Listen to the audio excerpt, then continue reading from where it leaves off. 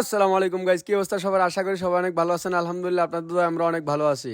আজকে আমরা একটা বাবুর নাম রাখা দাওয়াতে যাবো, ওর জন্য কিছু কেনাকাটা করে নিচ্ছি। কেনাকাটা শেষ করে এখন আমরা রওনা দিব আমাদের গন্তব্যে। শুধু বাবুর জন্য নিলেই তো হবে না, আমাদের জন্য কিছু ঠান্ডা আইটেম নিয়ে নিলাম। কেনাকাটা শেষ করে প্রাইভেট কার কল দিলাম, একটু পর দেখি আমাদের জন্য অটো চলে আসলো।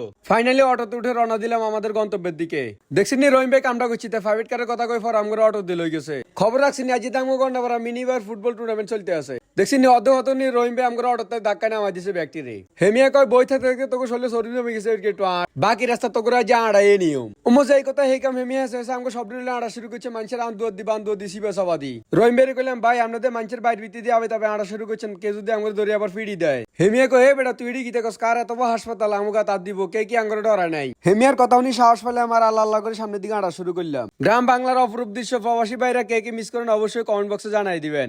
বাইরে ভাই প্রায় আধা ঘন্টা হাঁটার পর অবশেষে চলে আসলাম আমাদের গন্তব্যে। একটা সত্য কথা কি, হাঁটতে হাঁটতে আমাদের যে পরিমাণ কষ্ট হয়েছে তার থেকে বেশি কষ্ট হয়েছে আমার বন্ধু মাহফুজের। তো ফাইনালি আমরা চলে আসলাম রহিম ভাইয়ের বোনের বাড়িতে। মূলত রহিম ভাইয়ের বাগিনার নাম রাখার উছিলাই আমাদের সবাইকে দাওয়াত দেওয়া হয়েছে। এই যে আমাদের বাগিনা, তার নাম রাখা হয়েছে আব্দুল্লাহ আল মাহের। সবাই তার জন্য দোয়া করবেন। দেখছিনি রহিম ভাইয়ের ছেলে দুলার বেশি চলে আসছে দাওয়াত খাওয়ার জন্য।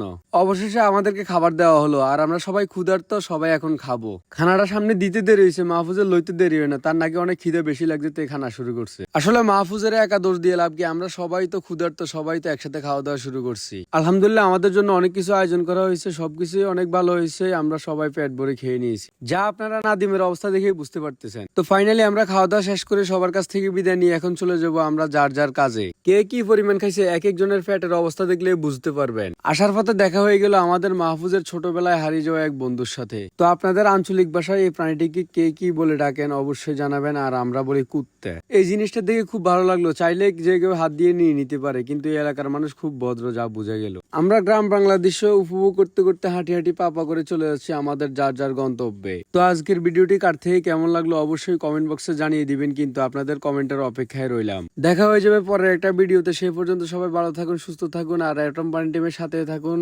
নিজের খেয়াল রাখুন, পরিবারের খেয়াল রাখুন। আল্লাহ হাফেজ।